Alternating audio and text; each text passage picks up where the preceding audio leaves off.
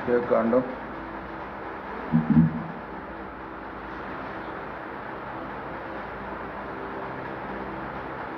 29.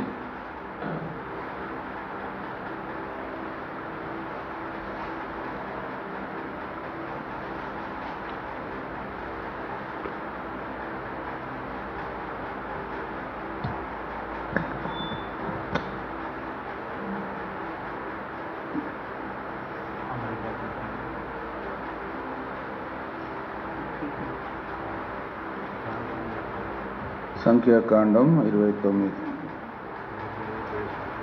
7వ నెల మొదటి తేదీన మీరు పరిశుద్ధ సంఘముగా కూడవలెను.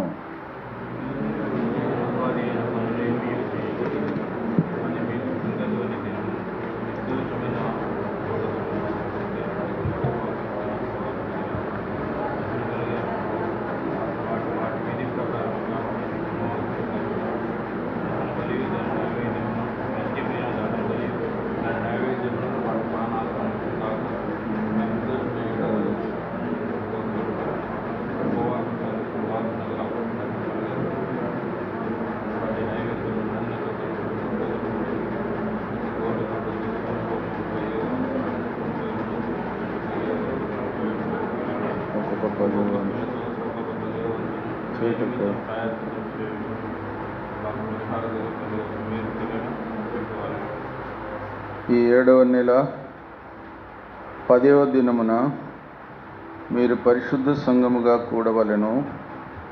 అప్పుడు మిమ్మును మీరు దుఃఖపరచుకొనవలెను, ఏ పనియు చేయకూడదు.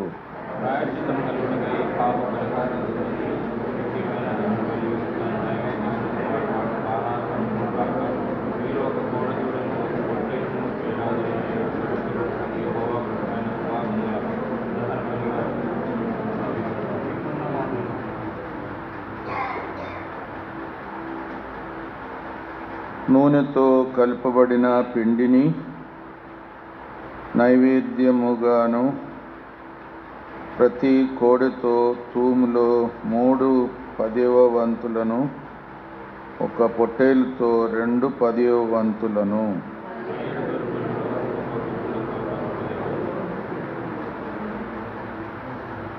పాప పరిహారార్థ బలిగా ఒక మేక పిల్లను అర్పింపవలెను.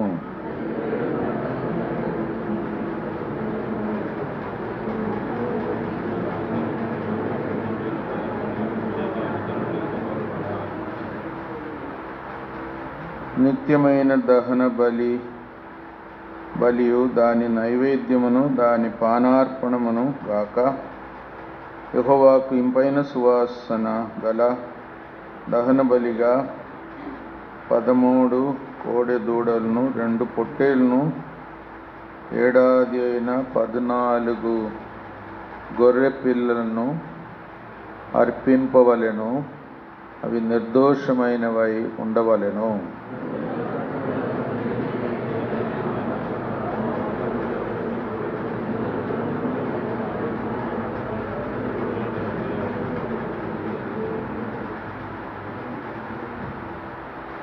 ఆ 14 గొర్రె పిల్లలలో ప్రతి పిల్లతో ఒక్కొక్క 10వ వంతును పాప పరిహారార్థ బలిగా.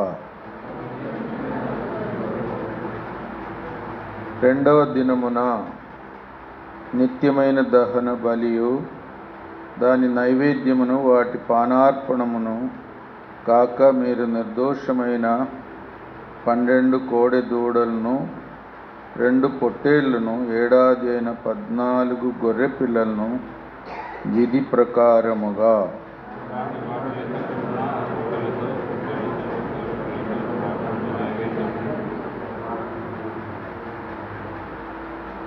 పానార్పణములను, పాప పరిహారార్థ బలిగా ఒక మేక పిల్లను అర్పింపవలెను.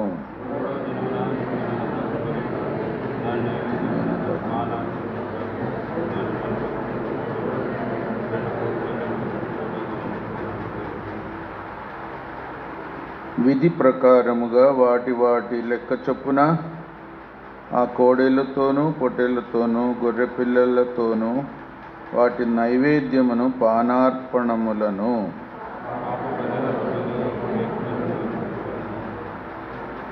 4వ దినమున నిత్యమైన దహన బలియు దాని నైవేద్యమును పానార్పణమును గాక నిర్దోషమైన 10 కోడేళ్లను 2 పొట్టేళ్లను ఏడాది అయిన 14 గొర్రె పిల్లలను విధి ప్రకారముగా వాటి లెక్క చొప్పున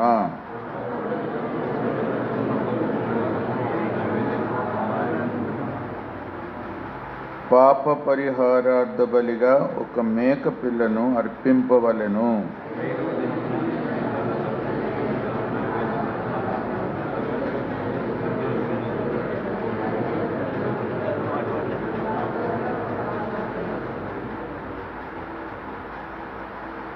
ఆ కోడెలతోనూ పొట్టేళ్లతోనూ గొర్రె పిల్లలతోనూ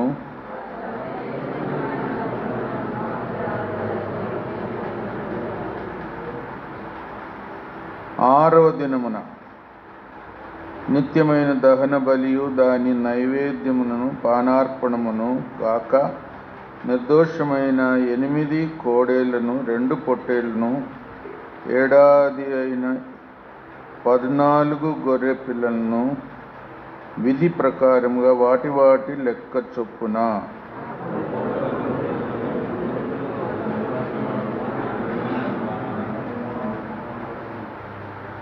పాప పరిహారార్థ బలిగా ఒక మేక పిల్లను అర్పింపవలెను.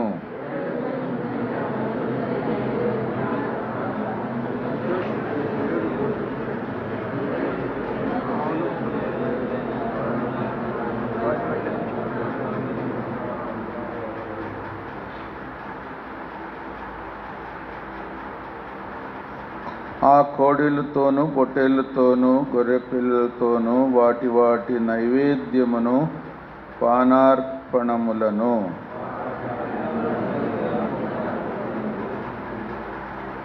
8వ దినము మీకు వ్రత దినముగా నుండును. అప్పుడు మీరు జీవనోపాధి అయిన పనులేమీ చేయకూడదు.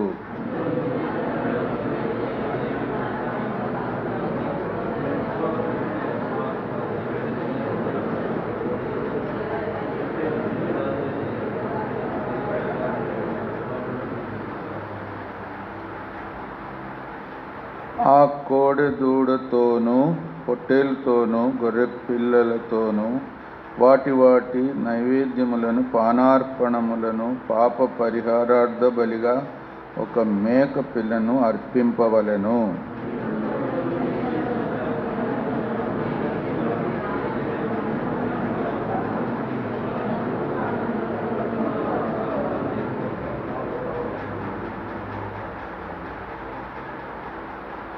యెహోవా మోషేకు ఆజ్ఞాపించినట్లు మోషే ఇశ్రాయేలుతో సమస్తమును తెలియచెప్పెను.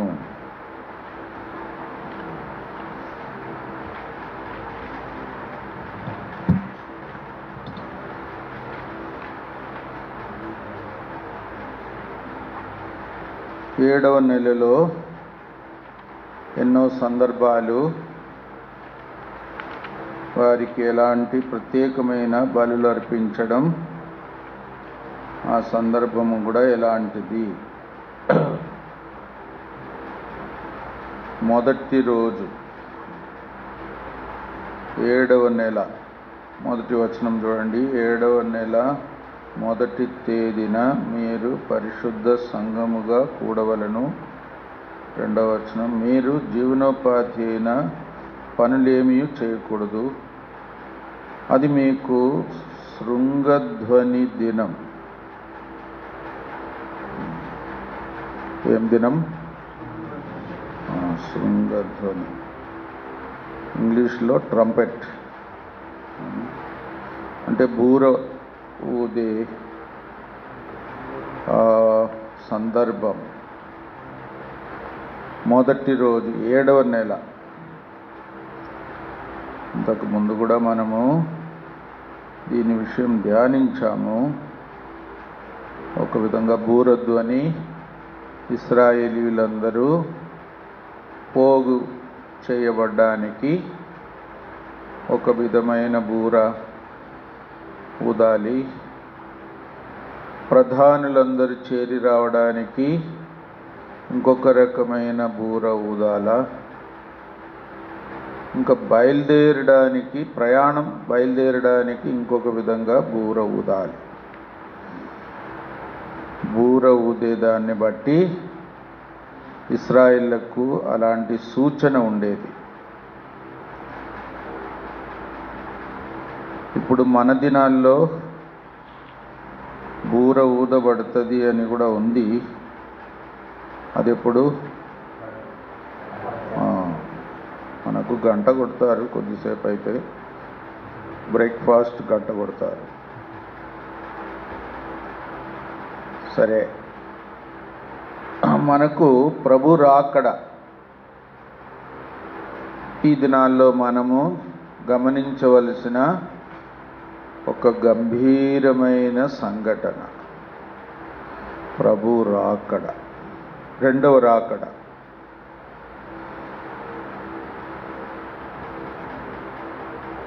ఒక విధంగా ప్రభు రాకడ సందర్భాలు కూడా మనం ధ్యానిస్తే,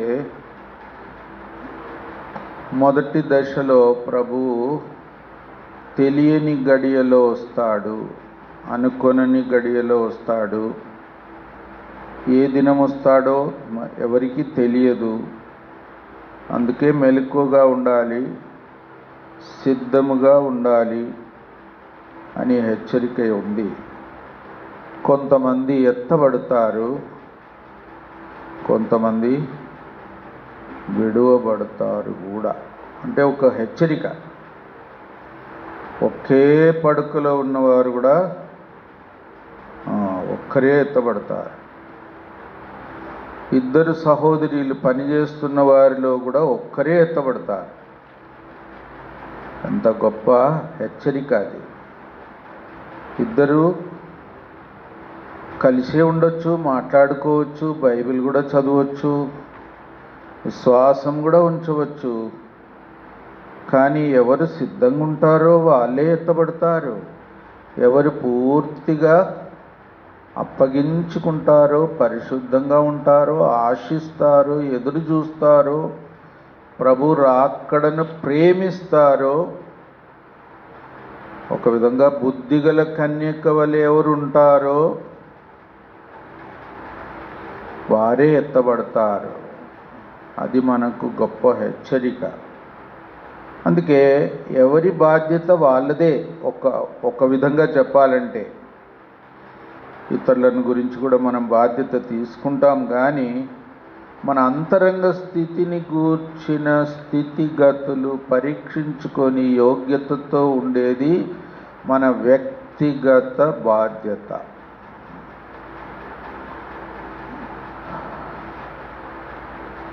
కాబట్టి కొంతమంది విడువబడతారు అనేది గొప్ప హెచ్చరిక. చదవండి ఆ మాట, లూకా 17:14. ఎవరైనా చదవండి. లూకా 17:14. ఆయన వారిని చూచి 17. ఏం చదువుతున్నారు? 19 చదువుతున్నారు. నేనేమన్నా తప్పు చెప్పానా? 17:14 కాదా? అది కాదు.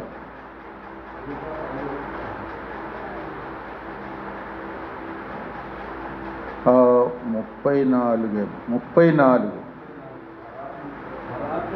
ఆ రాత్రి ఇద్దరు ఒక మంచం మీద ఉందురు, వారిలో ఒక్కరు కొనిపోబడును. చూడండి, ఒకరు విడిచిపెట్టబడును. 35. ఇద్దరు స్త్రీలు ఒక్క తిరగలి విసరిచుందురు, ఒకతే కొనిపోబడును, ఒకతే విడిచిపెట్టబడును.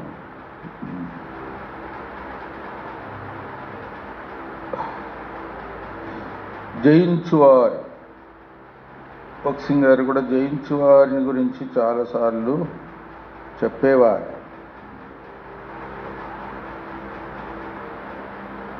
కాబట్టి జయించువారుగా ఉండాలి, మెలకువగా ఉండాలి, పరిశుద్ధంగా ఉండాలి, ప్రభు రాకడలో సంసిద్ధులుగా ఉండాలి. బుద్ధి గల కన్యకలు ఉంటారు, బుద్ధి లేని కన్యకలు కూడా ఉంటారు. అందరు కన్యకలే, కానీ నూనె అదనంగా తీసుకున్న వారే బుద్ధి గలవారు. కాబట్టి పెళ్లి కుమారుడు వచ్చినప్పుడు పెళ్లి కుమారునితో పోవడానికి సిద్ధంగా ఉన్నవారు నూనె అదనంగా తీసుకున్నవారే. అది కూడా ఒక హెచ్చరిక. పరిశుద్ధాత్మ నింపుదల, పరిశుద్ధాత్మ కార్యం మనలో పూర్తిగా జరగాలి. పరిశుద్ధాత్మను ఏం చేయొద్దు, ఆర్పవద్దు, అంటే మంట ఆర్పవద్దు. ఇంకో మాట, పరిశుద్ధాత్మను దుఃఖపరచవద్దు. కాబట్టి స్టెఫెన్ మాట్లాడేటప్పుడు మీరు పరిశుద్ధాత్మని ఎదిరిస్తున్నారు అని కూడా చెప్తాడు. ఎదిరించవద్దు. పరిశుద్ధాత్మ ద్వారా రోమాపత్రికలో ఏం చదువుతా, నడిపించబడిన వారందరూ దేవుని కుమారులు. ఇంకా మన సందర్భం పరిశుద్ధాత్మయందు ప్రార్థన. పరిశుద్ధాత్మయందు ప్రార్థన చేయడం అంటే అదొక గొప్ప అనుభవం. అంటే మనం సొంత మనసుతో చేయకుండా పరిశుద్ధాత్మ మనసుతో, దేవుడిచ్చిన భారముతో. పరిశుద్ధాత్ముడు మనకు మాటలు, భారము, ఇంకేమిస్తాడు, చెప్ప శక్యము కాని మూలుగుతో. చూడండి, కాబట్టి నిజమైన ప్రార్థనా జీవితం అనేది పరిశుద్ధాత్మ ద్వారానే. ఆ మాట చదువుకుంటాం. రోమా 8:26. రోమా 8:26 చదవండి. ఆత్మయు మన బలహీనతను చూచి సహాయం చేయుచున్నాడు. ఏలయనగా యుక్తముగా ఎలాగ ప్రార్థన చేయవలనో మనకు తెలియదు, కానీ చూడండి, ఉచ్చరింప శక్యము కాని మూలుగులతో ఆ ఆత్మ తానే మన పక్షముగా విజ్ఞాపనం చేయుచున్నాడు. అంటే పరిశుద్ధాత్ముడే. మనకేమో ఎవరన్నా ప్రార్థన చేసినప్పుడు వారి మాటలు కొంతవరకు వినబడుతుంది, కానీ ఉచ్చరింప శక్యము కాని మూలుగు, భారం పరిశుద్ధాత్ముడిస్తాడు. మాటలు సరిపోవు. ఒక విధంగా ఆ భారము, తర్వాత ఆ మూలుగుతో పరిశుద్ధాత్ముడు ఒక విధంగా దేవుని చిత్తానుసారముగా మన ద్వారా ప్రార్థన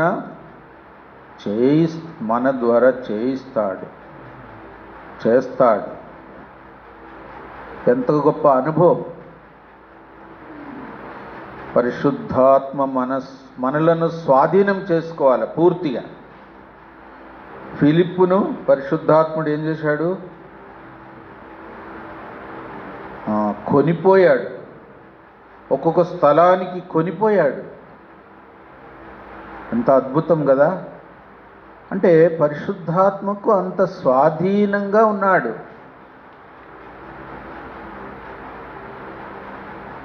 కాబట్టి పరిశుద్ధాత్మ ప్రార్థన, పరిశుద్ధాత్మ నింపుదల ఒక విధంగా మనం ప్రభు రాకడ కొరకు సంసిద్ధులుగా ఉండడానికి అవసరం. కాబట్టి పరిశుద్ధాత్మ ద్వారా మనం ఆవరించబడాలి. ప్రభు రాకడ ఒక విధంగా మృతులు లేపబడే సందర్భం, తర్వాత సజీవులైన వారు మార్చబడే సందర్భం. మన శరీరాలను కూడా దేవుడు మార్చేస్తాడు. తర్వాత మనం ఎలాగుంటాం? దూతల వలె ఉంటాం. ఇంకా మరి స్త్రీలు పురుషులు అనే భేదం కూడా ఉండదు. ఈ లోకంలో ఉన్నంత వరకే ఈ భేదాలు, ఈ సంబంధాలు, ఈ యొక్క వ్యత్యాసాలు. శరీరము పునరుద్ధానం తర్వాత అందరూ దేవదూతల వలె ఉంటారు. ఆశ్చర్యం. ఆ తర్వాత వివాహాలు ఉండవు. ఆ తర్వాత అక్షయమైన శరీరముతో మరి పరిపూర్ణులుగా ఉంటాం. ఇంకా శోధన ఉండదు, పాప స్వభావం ఉండదు, శరీర అవసరతలు కూడా ఉండవు, బలహీనతలు ఉండవు, తొట్టుబాట్లు ఉండవు. ఇంకా మనం దూతల వలె ఉంటాం. కాబట్టి ప్రభు రాకడ ఎంత ముఖ్యమో చూడండి. నిరీక్షణ. కాబట్టి ఈ గుడారం ఎలాంటి గుడారం?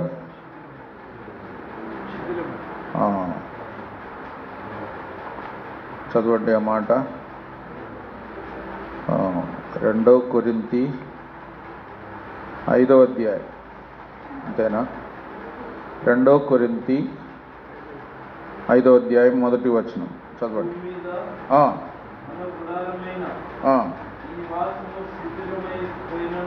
శిథిలమైపోయినను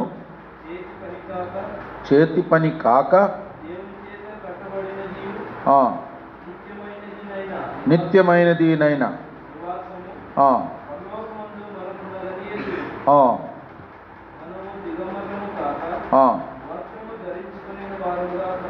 కనబడదు. కాబట్టి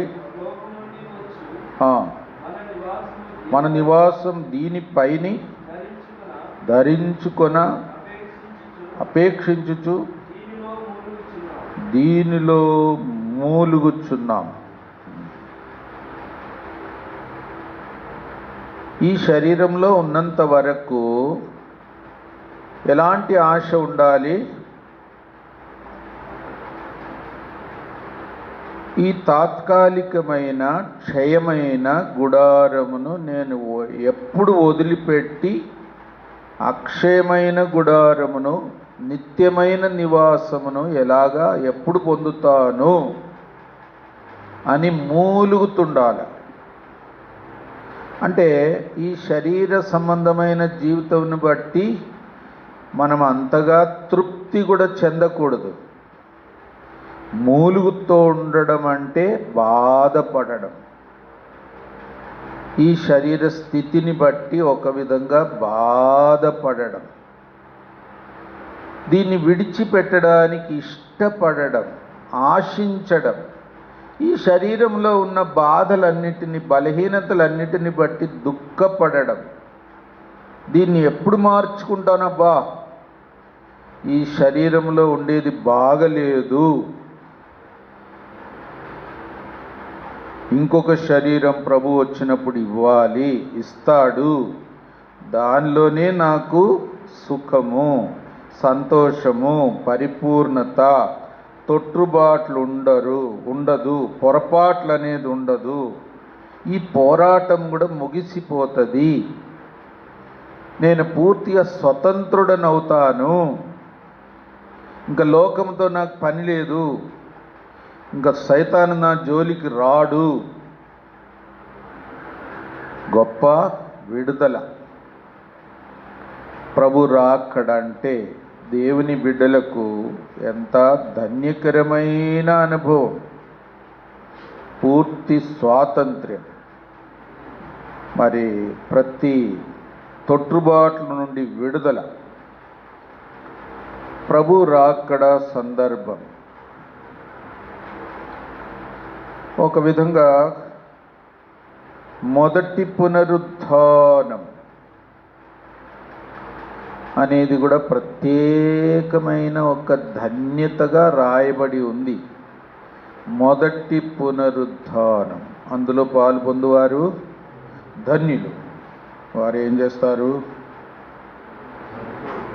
ప్రభుతో కూడా 1000 సంవత్సరాలు పరిపాలిస్తారు. ప్రకటన 24:6. ఈ మొదటి పునరుద్ధానంలో పాల్గొనేవారు ధన్యులని, పరిశుద్ధులనై ఉందురు. ఇటివారి మీద రెండో మరణమునకు అధికారం లేదు.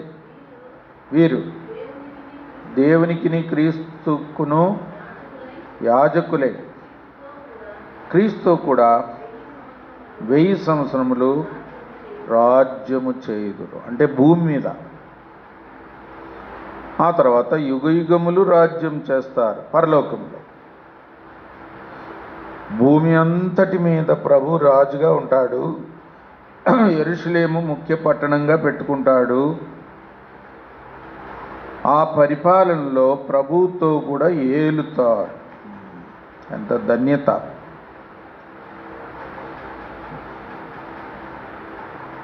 సహించిన వారమైతే ఆయనతో కూడా ఏలుదు. సనిగిన వారమైతే లేదు. సహించిన వారు, సహనం. ఒక విధంగా ప్రభు కొరకు ఎన్నో శ్రమలు కూడా సహించవలసి వస్తుంది. భక్తిగల జీవితము, యథార్థమైన జీవితము. ప్రభువు కూడా శిష్యులతో అన్నాడు కూడా, మీరు నా శోధనలో, చెప్పండి ఆ మాట, నాతో కూడా నిలిచి ఉన్నవారు మీరే. అందుకే మీకు రాజ్యాలు నియమిస్తాను, మీరు నాతో కూడా పరిపాలిస్తారు. ప్రభు నాతో కూడా నా శోధనలో నిలిచి ఉన్నవారు మీరే అని ప్రభువు శిష్యులను మెచ్చుకుంటాడు. సరే, ప్రభు వచ్చినప్పుడు మార్చబడడం, ఎత్తబడడం, ప్రభుతో ఏలడం, ప్రభు దగ్గర బహుమానం పొందడం, కిరీటాలు పొందడం, అక్షయమైన కిరీటం, తర్వాత మహిమా కిరీటం, తర్వాత అతిశయ కిరీటం, తర్వాత జీవ కిరీటం, తర్వాత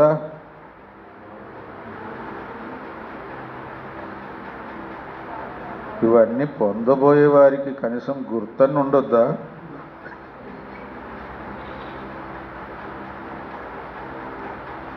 జీవ కిరీటం, తర్వాత బంగారు కిరీటం కూడా ఉంది. ఆ మాట చదవండి. ప్రకటన 4.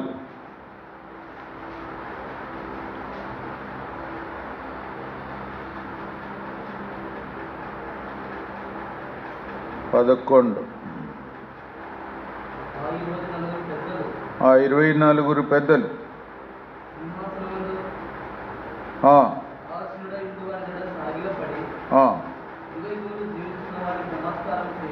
చేయొచ్చు. ప్రభువా మా దేవా,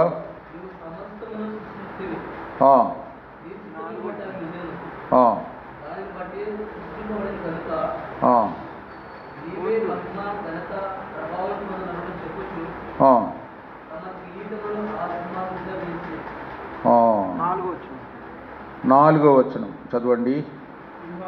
చుట్టూ 24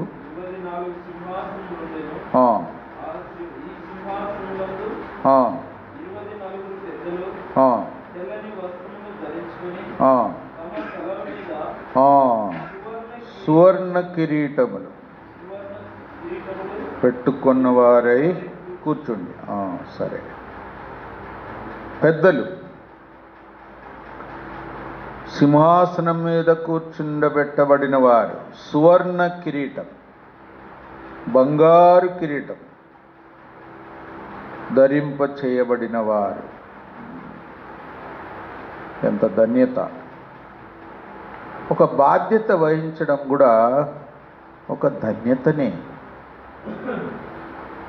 కొంతమంది బాధ్యత లేకుండా తిరుగుతుంటారు, డ్యూటీ వేసినా కూడా డ్యూటీ చేయరు, ఎక్కడో ఉంటారు. ఇంకా ఆత్మీయ బాధ్యత, ఇంకా జాగ్రత్త. దేవుడు మనకిచ్చిన బాధ్యత నుండి మనము విరమించుకొని స్వాతంత్ర్యం కోరకుండా, స్వాతంత్ర్యం కోరి తప్పిపోకూడదు, దాన్ని నెరవేర్చాలి. స్తంభం వలె ఉండాలి. ఒక స్తంభం ఎట్లుంటుంది, భారం భరిస్తూ అక్కడే. ఇంకా రాయబడిన మాట, వారి కిరీటములు ప్రభు పాదం దగ్గర వేశారు. అంటే ఆ కిరీటము కూడా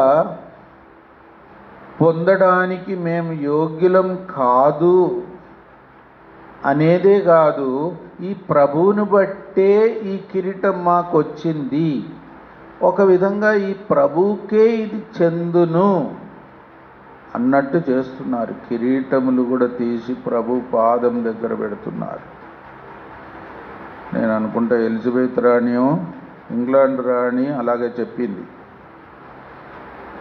నేను పరిపాలించే సమయంలో, ఇంగ్లాండ్ దేశం పరిపాలించే సమయంలో యేసుప్రభు గారిని రెండవసారి వస్తే నేను పరిగెత్తుకొని పోయి నా కిరీటం తీసి ఆయన పాదం దగ్గర పెడతాను అన్నది.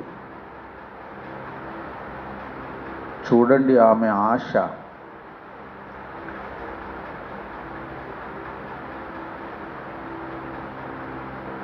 ఇప్పుడు ప్రభు వచ్చినా కూడా కిరీటాలు తీసేటట్టు లేరు.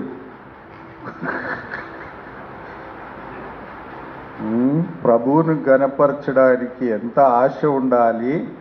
మనకు బహుమానం ఎట్లా వచ్చింది, ఎవరిని బట్టి వచ్చింది, అసలు అది ఎవరు దానికి తగినవారు అని మనం నిజంగా ధ్యానిస్తే మనం కూడా ఆ పని చేస్తాం. ప్రభువును మనకొచ్చిన ఘనత ద్వారా కూడా ఘనపరచడం, మనకొచ్చిన బహుమానం ద్వారా కూడా ప్రభువును ఘనపరచడం, ఒక విధంగా అదొక పై అంతస్తు. కాబట్టి ప్రభు రాకడ కొరకు సిద్ధపడేది ఒక గొప్ప సంపూర్ణమైన గ్రహింపుతో మనం అలాగే చెయ్యాలి. ప్రభు రాకడ చాలా ప్రాముఖ్యమైన సంఘటన. విశ్వాసులకే కాకుండా అందరికీ, లోకమంతటికి అది ఇంకా చివరి గడియ.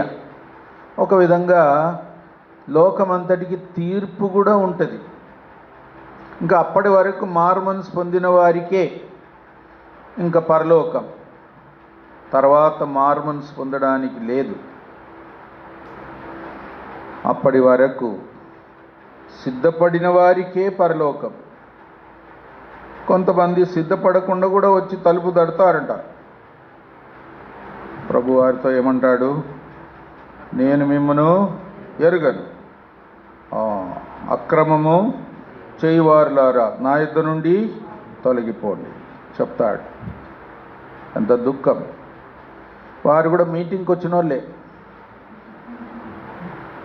ప్రేమ విందులు పాలు పొందిన వారే, ఇంకా కొంత ప్రార్థన కూడా చేసిన వారే, అద్భుతాలు కూడా చేసినారు, దయ్యములను కూడా వెలగొట్టిన వారే. అయినా నేను మిమ్ముని ఎరుగను. అక్రమం చేయువారులారా అని ప్రభు చెప్తాడు. ఎంత జాగ్రత్తగా ఉండాలి. ప్రభు రాకడ ఒక విధంగా లోకస్తులకు తీర్పు, అవిశ్వాసులకు. ఎడం వైపు ఉన్నవారితో ప్రభు ఏమంటాడు? అపవాదికిని వాని దూతల కొరకు సిద్ధపరిచిన నిత్యాగ్నిలోనికి పోండి అని చెప్తాడు. శపింపబడిన వారులారా. ఎంత ఘోరం. ఆ తర్వాత ప్రభు లోకాన్ని కూడా నశింపజేస్తాడు పూర్తిగా.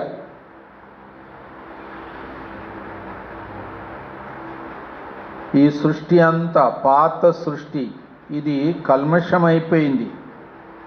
దీన్ని పూర్తిగా లయం చేస్తాడు. ఒకసారి జలప్రళయం ద్వారా భూమి అంతటిని, భూమిలో ఉండే ప్రజలందరినీ, ఒక్క కుటుంబము తప్ప తక్కిన వారందరినీ నాశనం చేశాడు.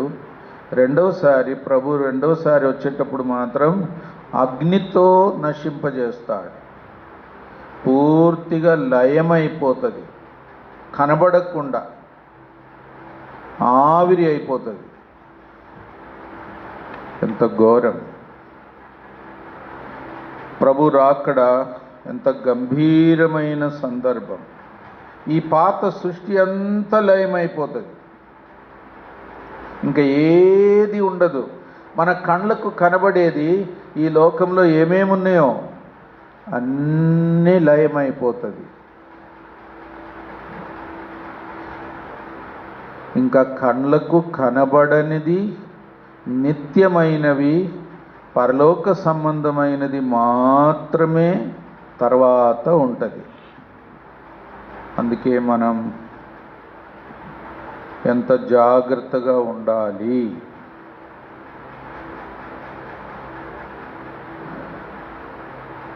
ఎంత భయభక్తితో ఉండాలి. ఆ మాటలు చదవండి.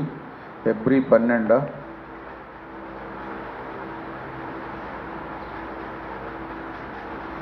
ఫిబ్రవరి 12.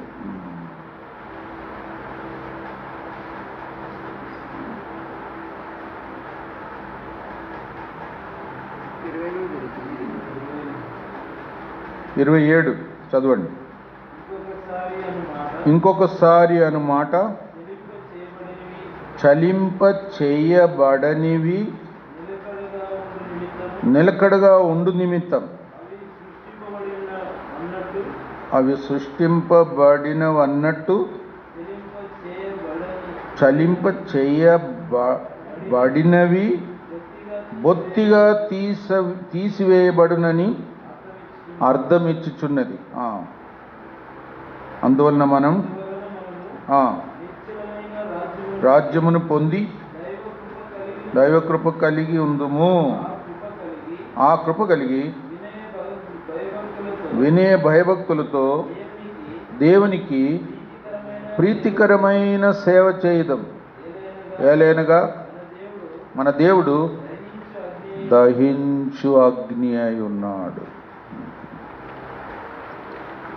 ఫిబ్రవరి 12,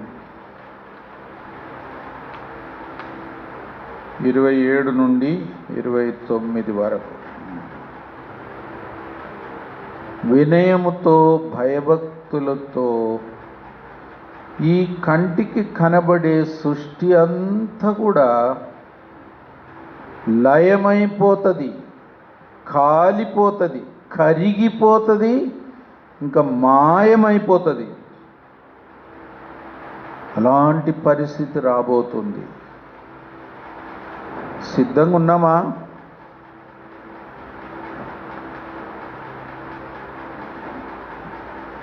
లోతు భార్యలాగా ఏమైనా వెనకకు చూస్తామా అని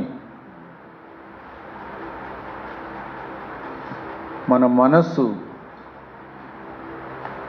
భూమి మీద ఉన్న వాటి మీద ఉందా? పైనున్న వాటి మీదనే ఉందా? ఆ దినం రాబోతుంది అనేది ఎంత గొప్ప హెచ్చరిక. తర్వాత నూతన సృష్టి కదా, సమస్తమును నూతనమైనదిగా చేయలేదు. సమస్తం శాపము లేని, పాపము లేని, అబద్ధము లేని, ఇంకా సూర్యుడు అక్కర లేని, మందిరము కూడా అవసరం లేదు. దేవుడే ఇంకా సాక్షాత్తుగా తన ప్రజలతో ఉంటాడు. ఇంకా జీవ వృక్షం, ఇంకా జీవ నదులు, ఇంకా బంగారు వీధులు, ఇంకా ఎన్ని శ్రేష్టమైన మాటలు. నూతన సృష్టి ఊహించలేం, అందులో ఉండబోతున్నాం అనేది ఎంత గొప్ప ఆధిక్యత. కాబట్టి అలాంటి ఎదురు చూచే జీవితముగా ఉండాలి. బూరధ్వని అంటే మనకు ఇప్పుడు ప్రభు రాకడ సమయంలో బూరధ్వని, కడవరి బూర మోగబడును. దాని కొరకు మనం ఎదురు చూడాలి, సిద్ధపడాలి. మనసు ఎక్కడ పోనీయకూడదు. లోకములో ఉన్నా కూడా ఏదో తాత్కాలికమైన లోకమంటూ మనం ఆశలన్నీ, గురి అంతా దేవుని రాకడ మీద, దేవుని రాజ్యం మీద నిలుపుకొని జీవించాలి. అది యోగ్యమైన జీవితం. మొదటి రోజు 7వ నెల తర్వాత సంఖ్యాకాండం 29 7వ వచనములో 7వ నెల 10వ దినం మీరు పరిశుద్ధ సంఘముగా కూడవలను. అప్పుడు మిమ్మును మీరు ఏం చేసుకోవాలా? దుఃఖపరచుకోవాలి. దుఃఖపరచుకోవాలనే మాట ప్రాయశ్చిత్తార్థ దినమును గూర్చి అలాగ రాయబడి ఉంది. ప్రాయశ్చిత్తార్థ దినం లేవియాకాండం 23-27 ఎవరన్నా చదవండి. లేవియాకాండం 23-27 7వ నెల 10వ దినము ప్రాయశ్చిత్తార్థ దినం. అందులో మీరు పరిశుద్ధ సంఘముగా కూడవలను. మిమ్మును మీరు దుఃఖపరచుకొని, చూడండి, దుఃఖపరచుకొని యెహోవాకు హోమము చేయవలెను.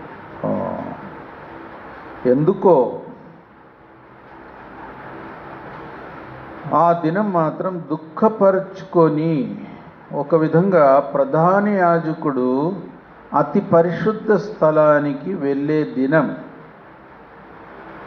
రక్తము తన కొరకును ప్రజల కొరకును తీసుకొని లోపటికి సంవత్సరానికి ఒక్కసారే వెళ్తాడు. అందుకే అందరికీ ఒక విధమైన భయం. ఆ దినం ఏం జరుగుతుందో అని ఎదురు చూస్తూ ఉంటారు.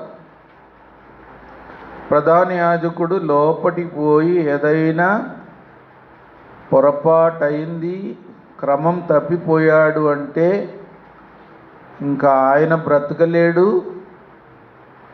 ఇంకా ఆయనకేమన్నా అయితే లోపలికి పోయి ఆ శవాన్ని తీసుకురానికి కూడా ఎవరు పోలేరు. అంత కష్టం.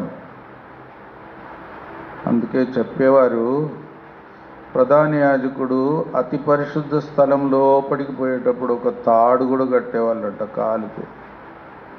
ఏం చేస్తాం, పొరపాటున ఏమన్నా అయిందంటే కొద్దిసేపు అయినాక బయటికి రాకపోతే ఇక తాడు లాగుతారు. ఒకవేళ ప్రాణంతో బయటికి వచ్చాడు అంటే సంతోషం అందరికీ. వా, మా ప్రధాన యాజకుడు దేవుని అతి పరిశుద్ధ సన్నిధికి వెళ్ళి మందసం మీద ఉన్న కరుణాపీఠం మీద రక్తము ప్రోక్షించి ఆ రక్తమును దేవుడు దహించి వేశాడు, అంగీకరించాడు, మా పాపాలు క్షమించాడు. వా, సంతోషం. సంతోషంగా ఉంటుందా దుఃఖంగా ఉంటుందా అనేది ఒక భయం.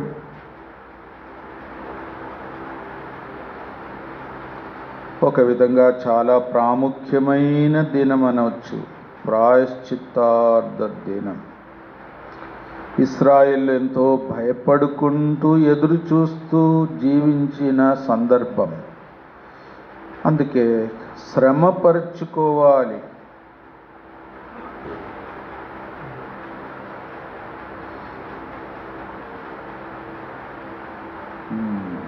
వారు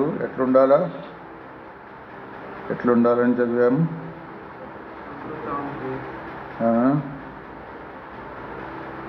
23, 27లో యెర్మీయాకాండంలో కూడా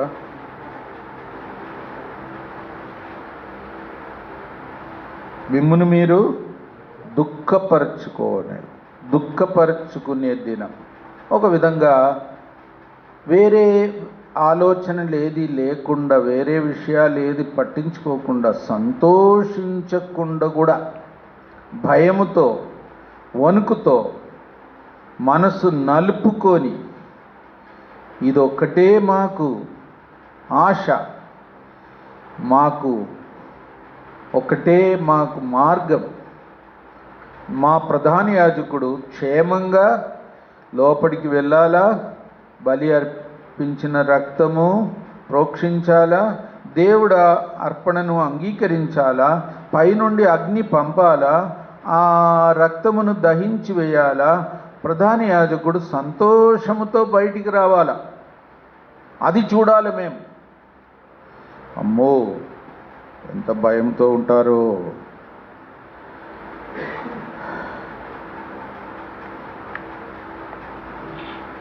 ఆ దినము ఇశ్రాయేలందరూ ఎంతో ఆకాంక్షతో, భయముతో, దుఃఖముతో భయముతో ఎదురు చూచేవారు.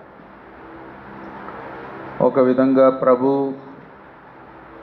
తన రక్తమును కార్చి తాను పరలోకములో ఉండే అతి పరిశుద్ధ స్థలములో తన రక్తమును సమర్పించి మనకు నిత్యమైన విమోచన తెచ్చాడు అనేదే మనకిప్పుడు సంతోషం, సువార్త. అందుకే ప్రభు శిష్యుల దగ్గరికి వచ్చినప్పుడు పునరుద్ధానం తర్వాత ఏమంటాడు? మీకు సమాధానం. అందరు చెప్పండి, మీకు సమాధానం. ఇశ్రాయేల్ కూడా ఎవరినైనా కలిసినప్పుడు అదే మాట చెప్తారంట, షాలేం. ఆ బ్రదర్ కూడా మనకు పాట కూడా నేర్పాడు, మీకు సమాధానం అని చెప్పాలి. వాళ్ళు ఒకరినొకరు అభినందించుకునే విధానం అదే, మీకు సమాధానం. సమాధానం అంటే క్షేమం, నెమ్మది. క్షేమం అంటే ఆత్మీయ క్షేమం. మనం కూడా అడుగుతాం, బాగున్నారా అంటే అర్థం ఏంటో. బీపీ తక్కువ ఉందా, షుగర్ కంట్రోల్లో ఉందా, రాత్రి నిద్ర పట్టిందా, గురక పెట్టారా. ఎక్కడో మేము ఒక ఊరికి పోతే ఒక బ్రదర్ని వేరే రూము ఇచ్చారు, దూరంగా పెట్టారు. ఇంకా ఆ బ్రదర్ చెప్పుకుంటున్నాడు, నేనంటే వాళ్ళకి ఎంత ప్రేమ, నాకు వేరే రూమ్ ఇచ్చారు. మేము చెప్పినాం, నాయనా నువ్వు గురక పెట్టారంటే ఇంకెవరు నిద్రపోలేరు, అందుకే నీకు వేరే రూమ్ ఇచ్చారు, లేకపోతే మా దగ్గరే పడుకునేవాడు. కాబట్టి క్షేమంగా ఉన్నారా అంటే ఆత్మీయ క్షేమం. ప్రభు అదే చెప్పాడు, మీకు సమాధానం. తర్వాత సువార్త చెప్పండి, లోకమంతటికి, సర్వ సృష్టికి అందరినీ శిష్యులుగా చేయండి, నేను బోధించిన వాటన్నిటిని వారికి బోధించండి. ఎందుకంటే ఇప్పుడు పరిశుద్ధ స్థలములో రక్తము అర్పించబడి దేవుడు ఆ రక్తమును అంగీకరించి ఇప్పుడు క్షమాపణ సిద్ధంగా ఉంది. ఎవరికైనా సరే లోకమంతటికి సిద్ధంగా ఉంది. ఎవరు నమ్మితే వారికి రక్షణ సిద్ధంగా ఉంది. ఎంత మంచి వార్త.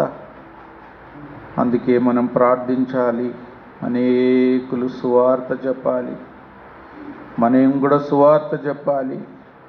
ఇంత గొప్ప సంతోషకరమైన సందర్భం ప్రభు తెలియజేశాడు, అది మనం ఆఘోషించాలి, పండుగలాగా చేసుకోవాలి. ప్రభు రక్తమును కార్చాడు, ప్రభు రక్తం అంగీకరించబడింది. ఆ మాట చదవండి, హెబ్రీ 9 ఎన్నో వచనం చూడండి, 12. నిత్యమైన విమోచనం. హెబ్రీ 9 12 12 చదవండి. అయితే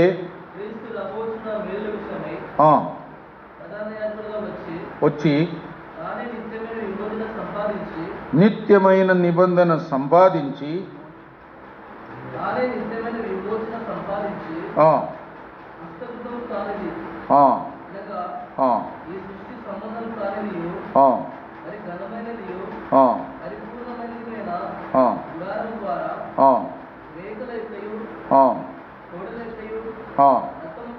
కాక తన స్వరక్తముతో ఒక్కసారి పరిశుద్ధ స్థలములో ప్రవేశించాలి.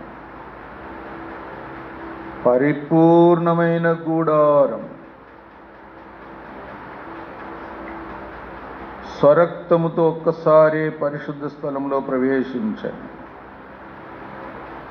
నిత్యమైన విమోచన, ఆ మాట కూడా చూడండి. రాబోచున్న మేలు విషయమై ప్రధాన యాజకుడుగా వచ్చి నిత్యమైన విమోచన సంపాదించాడు. అస్సలు పరిశుద్ధ స్థలం. ప్రధాన యాజకులు ఇశ్రాయేలు మధ్యలో ప్రత్యక్ష గుడారంలో పోయిందంతా నీడ. యేసు ప్రభు ప్రవేశించింది అసలైన పరిశుద్ధ స్థలం, పరలోకములోనే. ఈ సువార్త అనేకులకు తెలియచేయాలి.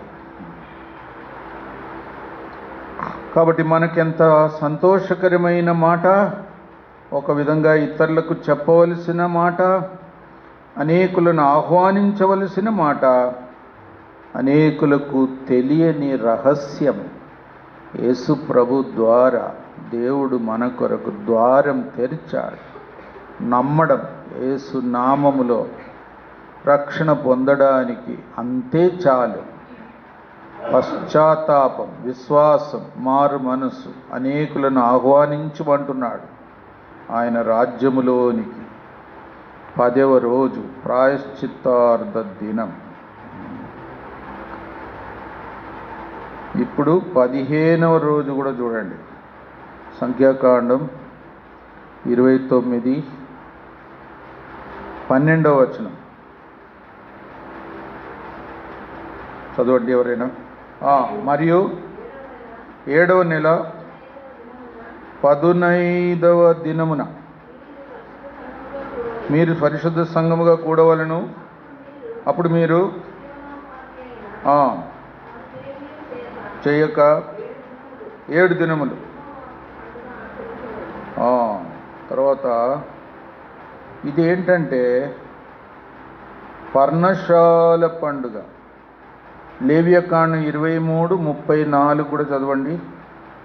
లేవియాకాండం 23:34. నీవు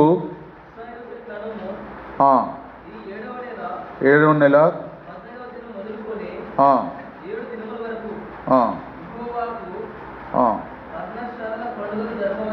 పర్ణశాలల పండుగ అంటే పర్ణశాలలో ఉండాలి,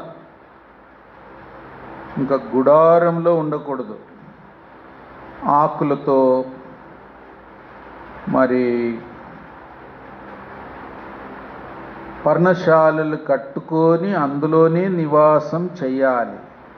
ఎందుకంటే వారు ఐగుప్తు దేశం నుండి బయలుదేరి అలాగ ప్రయాణం చేశారు 40 సంవత్సరాలు అని గుర్తు చేసుకోవడానికి పర్ణశాల పండుగ.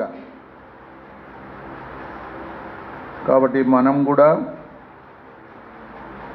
దేవుడు మనకు ఒక విధంగా ఈ లోకంలో ప్రయాణంలో ఇంతవరకు కాపాడారు. మనం ప్రయాణంలో ఉన్నాం.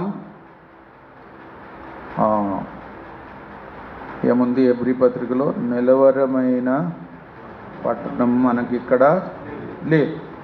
సరే, అబ్రహాము కూడా గుడారములో నివాసము చేశాడు.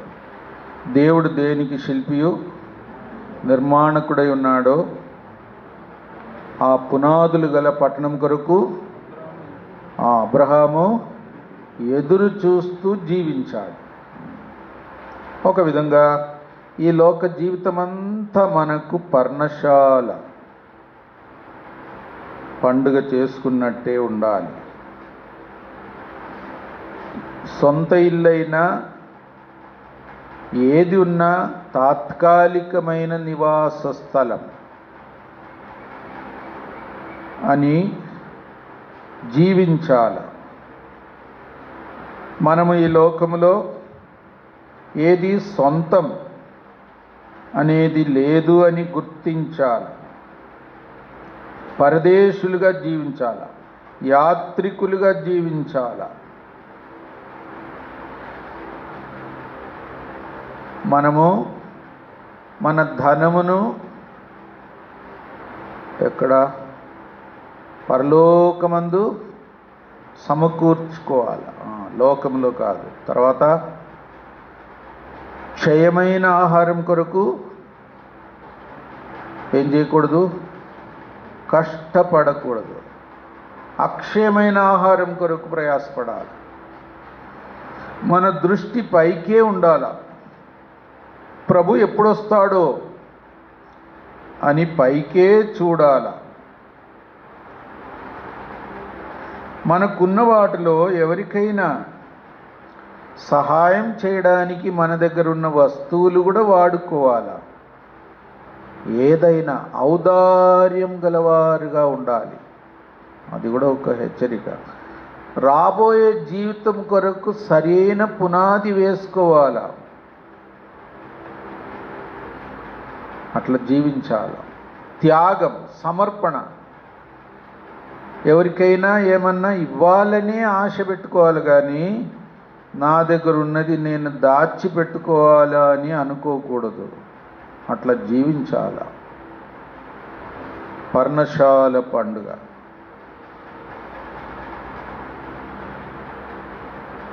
రాబోయే దినాల కొరకు మంచి పునాది వేసుకోవాలి. ఆ మాట చదవండి.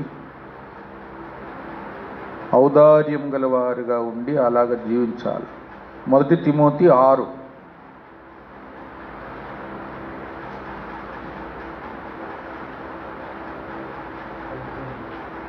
ఏ? 18 చదవండి. వారు చూడండి, వాస్తవమైన జీవం సంపాదించుకొను నిమిత్తం రాబో కాలమునకు మంచి పునాది తమ కొరకు వేసుకొనుచు మేలు చేయవారును సత్క్రియలు అను ధనము గలవారును ఔదార్యం గలవారును తమ ధనములో ఇతరులకు పాలిచ్చువారినై ఉండవలనని వారికి ఆజ్ఞాపించు. ఔదార్యం గలవారు రాబోయే కాలమునకు మంచి పునాది వేసుకోవాలి.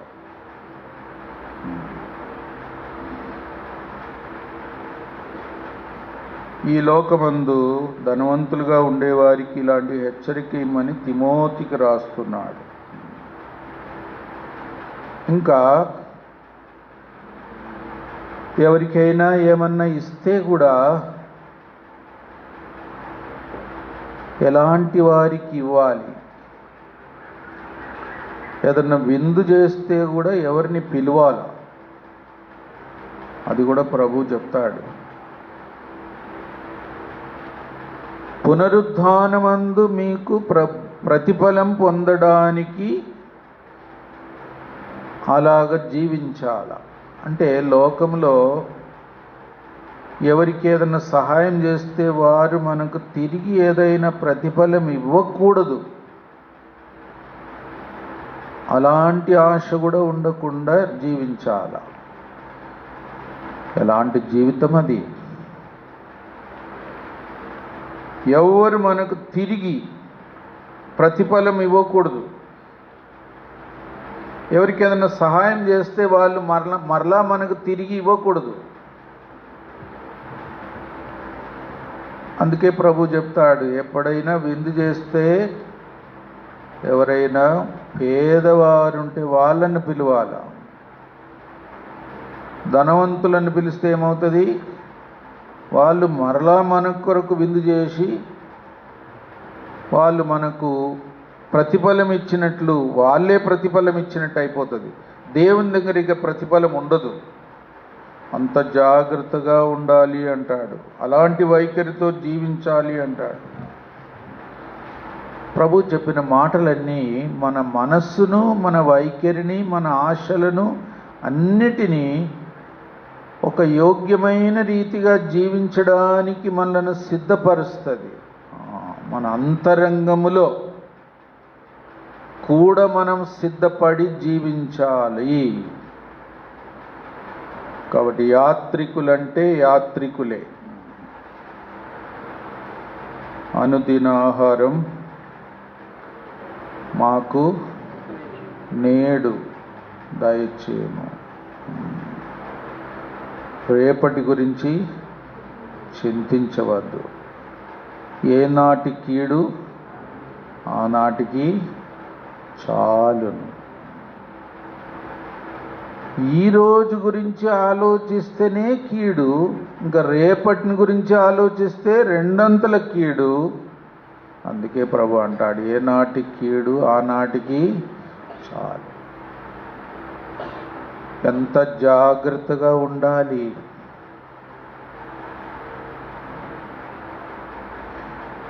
యాత్రికులు, పరదేశులు నిజంగా ఈ లోకానికి చెందని వారుగా ఈ లోకమును ఒకరోజు విడిచిపెట్టబోతున్నాను అని మనస్ఫూర్తిగా నమ్మి దాని కొరకు సిద్ధపడి ఇప్పుడైనా నేను సిద్ధమంటూ అట్లా జీవించాల.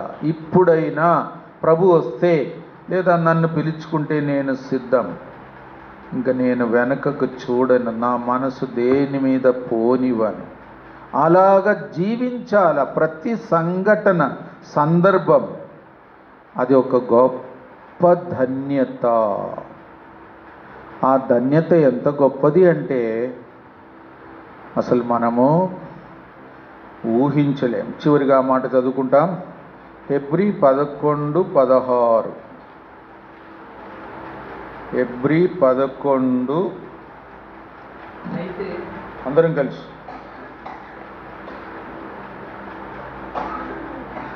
హెబ్రీ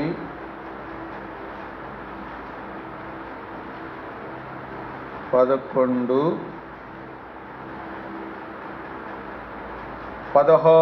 అందరం కలిసి చదువుదాం. హెబ్రీ 11:16 చదవండి.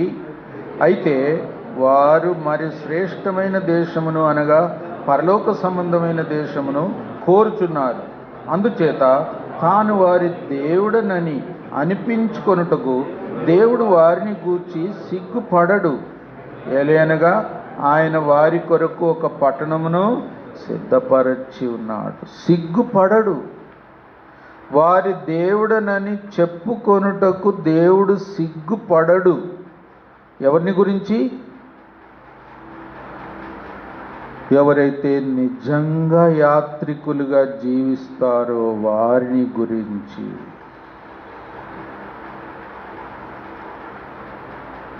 ఎవరైతే లోకాశలన్నీ విడిచిపెట్టి పరదేశులుగా జీవిస్తారో వారిని గూర్చి. ఎవరైతే లోకములో ఎలాంటి ప్రతిఫలం కూడా కోరకుండా పరలోకములోనే పునరుద్ధానం తర్వాతనే ప్రతిఫలం కోరి ఈ లోకంలో ఎవరి నుండి తిరిగి ఏది ఆశించకుండా కూడా జీవించే వారిని గూర్చి ఆయన వారి దేవుడనని చెప్పుకొనుటకు సిగ్గుపడడు. అట్లా జీవించడానికి కరోనా కూడా సహాయపడుతుంది. అంతేనా?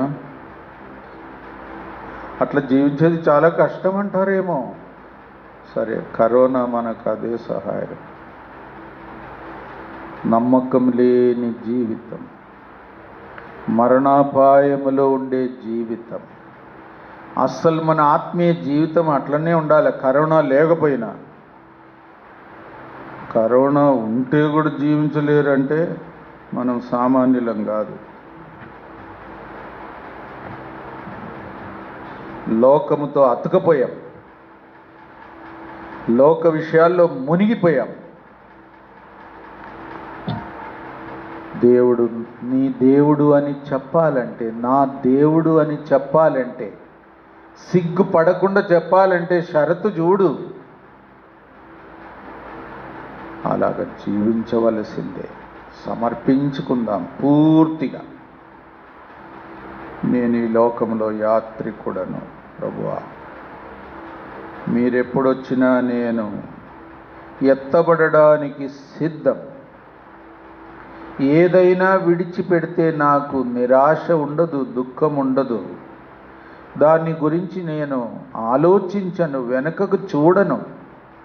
ఇప్పుడే విడిచిపెట్టి జీవిస్తా, విడిచిపెట్టినట్టే జీవిస్తా, విలువ ఇవ్వకుండా జీవిస్తా.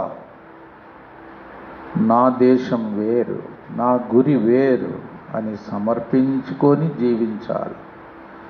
లేకపోతే దేవుడు మన దేవుడని చెప్పుకోవడానికి కూడా సిగ్గుపడతాడు. అది ఎంత అయోగ్యత. అట్లా ఉండకుండా జాగ్రత్త పడదాం. పర్ణశాల పండుగ, ప్రాయశ్చిత్తార్థ దినం. తర్వాత మొదటి రోజు మొదటి రోజు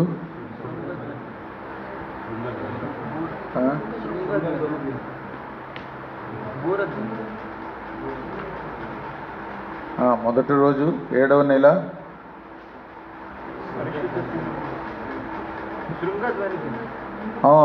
శృంగారధ్వని, శృంగధ్వని, బూరధ్వని, ప్రభు రాకడ సందర్భం, గమనిక. అది కూడా మర్చిపోరాని ఒక సంఘటన, ఎదురు చూడవలసిన సంఘటన. అది కూడా మనసులో ఉంచుకుందాం. అలాగ జీవించడానికి సమర్పించుకుందాం. అయినా లోకంలో ఉన్న కొరతలన్నిటి కొరకు, కష్టాల కొరకు కూడా మనం ప్రార్థిస్తాం. అనేకులు అలాంటి జీవితం జీవించడానికి ఒక విధంగా ఏదో కరోనాను బట్టే కాకుండా విశ్వాసమును బట్టి కావాలా, రక్షణను బట్టి కావాలా. అనేకులు దైవజనులు అలాంటి వాక్యం కూడా చెప్పడానికి లేపబడాలా. అనేకులు ప్రభువును గూర్చి ధ్యానించాలా, లోక జీవితమును అర్థం చేసుకోవాలా, రక్షణ పొందాలా, పరలోక రాజ్యం కొరకు ఎదురు చూడాలి. లోకములో ఉండే జీవితం పర్ణశాల జీవితముగా జీవించాలా. ప్రభు నెరవేర్చిన ప్రాయశ్చిత్త అర్ధ బలిని బట్టి కూడా నమ్మాలా, మరి జీవించడం కూడా సరైన విధంగా జీవించాలి. మనం కూడా అంతే, అలాగా ప్రతిష్ఠించుకొని ప్రార్థన చేస్తాం. ఇప్పుడు ఒక సహోదరుడు మొదలు పెట్టండి, క్లుప్తంగా ప్రార్థించాలా, అంశం తేటగా ప్రార్థించాలా, ఏదో దీర్ఘ ప్రార్థన చేయొద్దు, అందరినీ విసిగించవద్దు, అనేకులకు తరుణం కూడా ఇవ్వాలా. మరి ఒక్కొక్కరి